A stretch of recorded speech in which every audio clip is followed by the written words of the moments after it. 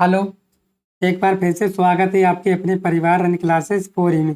जहाँ से हमने फिनिश किया था वहीं से हम लोग शुरू कर रहे हैं। सवाल नंबर हमने 12 किए थे ना पिछले वीडियोज में। ठीक है, ये पार्ट नंबर हमारा 3 है। तो आपका 13वां सवाल बोला गया, यदि आपतन कोण 42 डिग्री तथा अपवर्तन कोण 30 डिग्री हो तब अपवर्तित किरण विचलित होती है। तो आपको अपवर्तित किरण विचलित बताना है। ठीक है ना।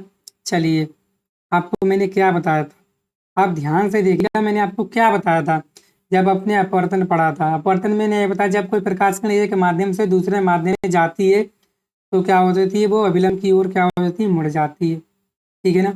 जब सघन से विरल में जाएगा, ठीक है ना, तो अभिलंब की ओर क्या हो जाएगी, अभिलंब से क्या हो जाएगी, दूर उठ जाएगी। जब विरल से सघन में जाएगी तो अभिलंब की ओर क्या हो जाएगी, झुक जाएगी। इसका हम सवाल आपको करके दिखा दें कॉपी पर। ठीक है ना। सवाल तो आपने पढ़ लिया है ना, कैसे करना है वो मैं आपको बताता हूँ। ठीक है ना, क्योंकि मैं आपको पता है कि मैं आधा अधूरा ज्ञान नहीं देता। चलिए, तो आप ये होती है ना, ये यही तो होता है आपका।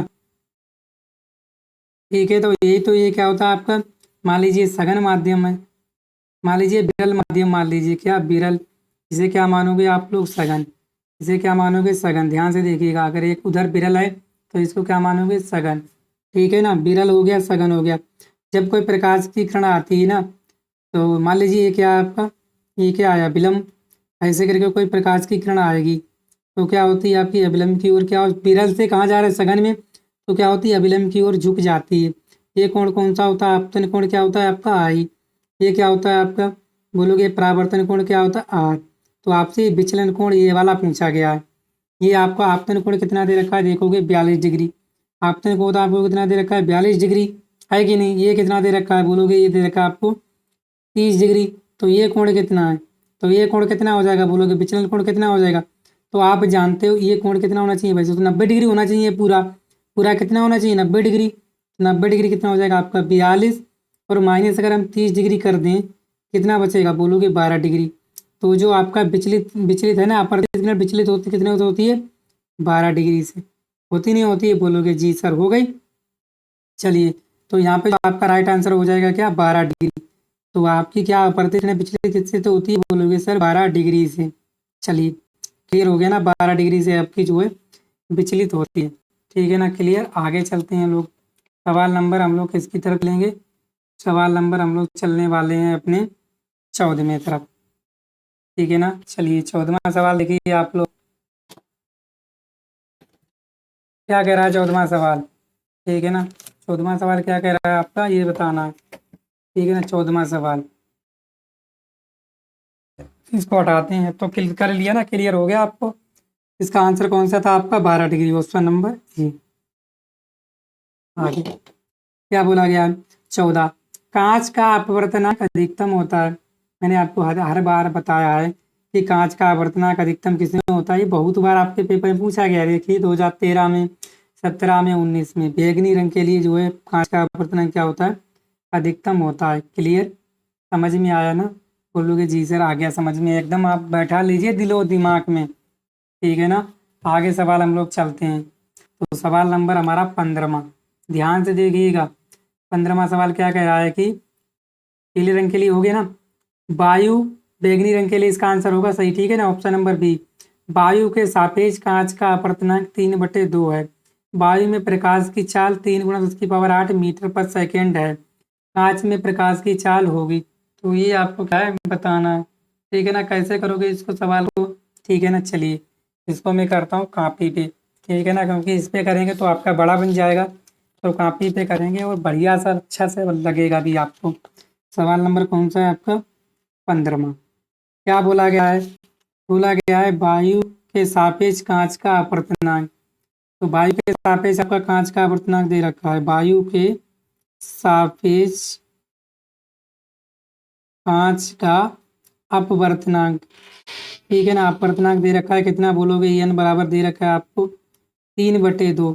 वायु में प्रकाश की चाल कितनी है, यहाँ लिखोगे वायु में प्रकाश की चाल। तो वायु में आपकी प्रकाश की चाल दे रखी है, प्रकाश की चाल क्या होती है, बोलोगे सी। कितनी दे रखी है, ध्यान से देखना, 3 × 10⁸ कितनी दे रखी है, बोलोगे 3 × 10⁸ मीटर प्रति सेकंड। इसमें लिखाना है कांच में प्रकाश की चाल आपको निकालनी है। किसमें? कांच में प्रकाश की चाल आपको निकालनी है। तो कैसे निकालोगे आप लोग? क्या होती है बी, ये आपको निकालनी है। आप जानते हो क्या होता है वायु के सापेक्ष इसका कांच का अपवर्तनांक। कांच का अपवर्तनांक क्या फार्मूला होता है? अपवर्तनांक En। क्या फार्मूला होता है बोलोगे? वायु में प्रकाश की चाल। किसमें? वायु में प्रकाश की चाल। ठीक है ना? क्या होती है? सी और बटे कांच में प्रकाश की चाल। कांच में प्रकाश की चाल। बस आप लोग देख लीजिए, ज़्यादा बड़ी बात नहीं है बी। तो आपको अपवर्तनांक कितना दे रखा है बोलोगे? 3/2 दे रखा है। और वायु में प्रकाश की चाल कितनी दे रखी है बोलोगे? 3 × 10⁸। कितनी दे रखी है? 3 × 10⁸। और कांच में पिच निकालनी है आपको, इसका मान निकालना है इसका, तो इसको हमने बी मान लिया। ठीक है ना? तो चलिए, तो 3b बराबर क्या हो जाएगा? यहाँ से बोलोगे, यहाँ से हो जाएगा 2 × 6 × 10⁸। और b बराबर कितना हो जाएगा बोलोगे? 6 × 10⁸। कितना हो जाएगा? 6 × 10⁸। और बटे कितना हो जाएगा आपका? 3। 3 दूनी 6। तो b बराबर कितना हो जाएगा आपका? 2 × 10⁸। क्या हो जाएगा? 4 का मात्रक मीटर प्रति सेकेंड। 2 × 10⁸ मीटर प्रति सेकेंड। तो कौन सा ऑप्शन है आपका? तो ऑप्शन नंबर सी। कौन सा है? ऑप्शन नंबर सी जो है इसका राइट आंसर हो जाएगा। ठीक है ना? बोलोगे जी सर, क्लियर हो गया। 16वां सवाल क्या कह रहा है आपका? ध्यान से देखिएगा। आपके पेपर में पूछा गया है 2013 में और 19 में। दो माध्यमों के सीमा पृष्ठ पर एक प्रकाश किरण लंबवत आपतित होती है तो अपवर्तन कोण होगा। ठीक है, दो माध्यमों के सीमा पृष्ठ पर एक प्रकाश किरण लंबवत आपतित होती है तो अपवर्तन कोण क्या होगा? ठीक है ना? इसका सर मतलब आप एक बार बता दीजिए। ठीक है ना? ध्यान से देखिएगा। ये बोला गया है आपका, ये कोई माध्यम होता है, इधर कोई आपकी प्रकाश किरण क्या हुई? लंबवत आपतित हुई। तो आपसे बोला ये कोण कितना होगा? ये कोण कितना होगा? तो बोलोगे सर ये कितना होगा? लंबवत आपतित होती है, कितना होगा? 90 डिग्री का। अगर ये पूछे तो ये भी कितना होगा? बोलोगे सर 90 डिग्री। ठीक है ना? तो दो प्रश्नों के, ये दो पृष्ठ हो गए ना, एक ये पृष्ठ हो गया, ये पृष्ठ। तो लंबवत आपतित होती है ना, प्रकाश किरण क्या होती है? लंबवत आपतित होती है, तो अपवर्तन कोण कितना होगा? अपवर्तन कोण जानते हो ना? बोलोगे आर। कितना होगा? बोलोगे 90 डिग्री। ऑप्शन नंबर डी क्या हो जाएगा आपका? राइट आंसर हो जाएगा ऑप्शन नंबर डी। ठीक है, कितना? 90 डिग्री। चलिए आगे 17वां सवाल देखिएगा। बोला गया यदि वायु के सापेक्ष कांच का अपवर्तनांक इतना है, तो कांच के सापेक्ष वायु का अपवर्तनांक। चलिए इसको करते हैं, मजेदार सवाल है। ठीक है, क्या बोला गया? वायु के सापेक्ष कांच का अपवर्तनांक। वायु के सापेक्ष ये बोला गया आपका, यहाँ पे लिखोगे वायु के सापेक्ष कांच का अपवर्तनांक कितना दे रखा है? एन। बोलोगे दे रखा है 1.5। यही दे रखा है ना? तो कांच के सापेक्ष वायु का अपवर्तनांक क्या होगा? कांच के सापेक्ष आपका वायु का अपवर्तनांक क्या होगा? ठीक है ना? आप एक बात बताइए हमें, यहाँ से देखिएगा। अगर हम इसका एक पॉइंट हटा दें, यहाँ कितने हो जाएंगे? 10 हो जाएंगे, नहीं हो जाएंगे? बोलोगे जी सर। यहाँ पे अगर हम कर दें 5×3 = 15, 5 दूनी 10, कितना हो जाएगा? वायु। ये वायु हो जाएगा और नीचे क्या हो जाएगा आपका? जी है कि नहीं? कितना है आपका? 3/2 हो जाएगा, नहीं हो जाएगा? यहाँ पे आप एन लगा दीजिए तो हो गया ना वायु के सापेक्ष किसका? कांच का अपवर्तनांक। आपसे पूछा किसके? कांच के सापेक्ष वायु का अपवर्तनांक। किसके सापेक्ष? कांच के। कांच क्या हो जाएगा आपका? ऊपर हो जाएगा और नीचे क्या हो जाएगा आपका? वायु। ऐसे बोला गया है। कितना हो जाएगा? बोलोगे उल्टा हो जाएगा सर। कितना हो जाएगा? बोलोगे 2/3 हो जाएगा। हो जाएगा, नहीं हो जाएगा? ध्यान से देख लिया ना, ये वायु के सापेक्ष है, उल्टा कर दिया, किसके सापेक्ष हो गया? आपसे पूछा कांच के सापेक्ष। काटोगे तो पॉइंट लगाओगे, 0 बढ़ा तो 3 से 18, फिर पॉइंट लगा 0 तो कितना हो जाएगा? लगभग 0.67।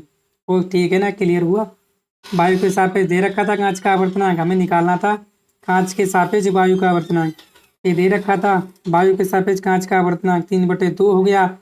तो आप कांच के सापेक्ष क्या हो जाएगा? इसका उल्टा कितना हो जाएगा? 2/3। ठीक है ना? हो गया इतना आगे? क्लियर? तो इसका जो ऑप्शन ठीक हो जाएगा ना, इसका राइट का आंसर कौन सा होगा? Option number D.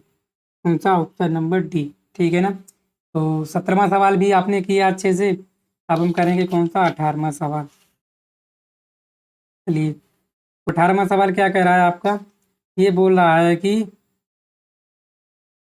यदि वायु के सापेक्ष कांच का आवर्तनांक 3/2 हो तो कांच के सापेक्ष वायु का आवर्तनांक वायु को किससे प्रदर्शित करते हैं? बोलोगे ईयर ANG। ये तो दे रखा है कि वायु के सापेक्ष कांच का आवर्तनांक ऐसे लिखते हो। बोलो कितना है? 3/2। आपसे पूछा कांच के सापेक्ष तो क्या हो जाएगा? कांच के सापेक्ष क्या हो जाएगा? GNA। के सापेक्ष वायु का कहे GNA, तो क्या हो जाएगा? ये 2/3। इसका उल्टा हो जाएगा। अभी मैंने प्रीवियस क्वेश्चन में देखा था ना। बोलोगे जी सर, तो कौन सा हो जाएगा ऑप्शन? Option number D. ठीक है, 2/3। ठीक है ना। सही है। कर लिया ना आपने? अच्छे से समझ लिया। तो आगे चलते हैं। आगे बोला गया है किसी वस्तु तथा उसके प्रतिबिंब की लेंस के प्रकाशिक केंद्र से दूरी क्रमशः 10 सेंटीमीटर व 30 सेंटीमीटर है। बस के प्रतिबिंब तथा वस्तु की लंबाई का अनुपात ज्ञात कीजिए। तो क्या हो जाएगा अनुपात? ये बताना है। आप जानते हो यम बराबर क्या होता है? बोलोगे प्रतिबिंब की लंबाई। क्या होता है? ऊपर प्रतिबिंब की लंबाई आई और वस्तु की लंबाई क्या होती है? वो। तो आपको क्या बताना है इसका? तो प्रतिबिंब की लंबाई वस्तु की लंबाई का अनुपात। प्रतिबिंब की वस्तु की लंबाई कितनी है? बोलोगे 10। बस प्रतिबिंब किसी वस्तु था उसके प्रतिबिंब के लेंस के प्रकाशिक केंद्र से दूरियां ये हैं।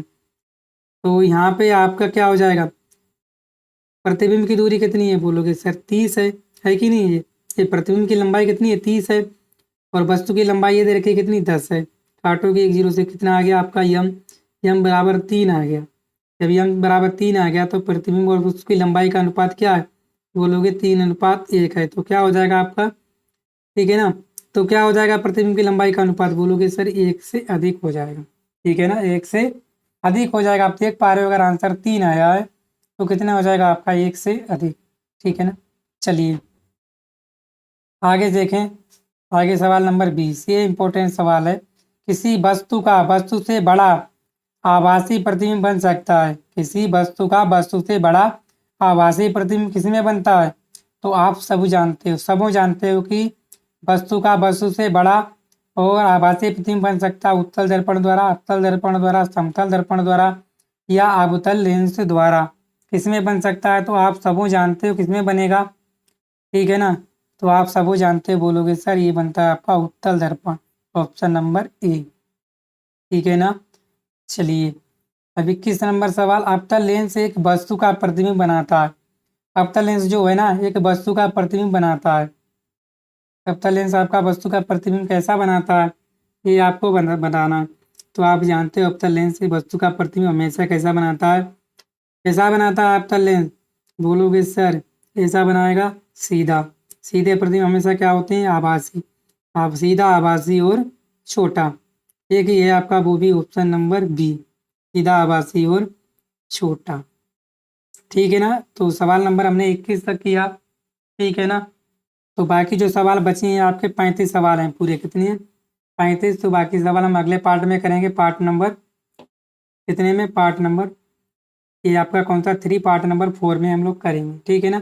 तब तक के लिए आप अपना ख्याल रखिए, वीडियो को शेयर कीजिए, चैनल पर नए हैं चैनल को सब्सक्राइब कर लीजिएगा। ठीक है। कल हम करेंगे आपका 22वां सवाल। ठीक है ना। चलिए, थैंक यू।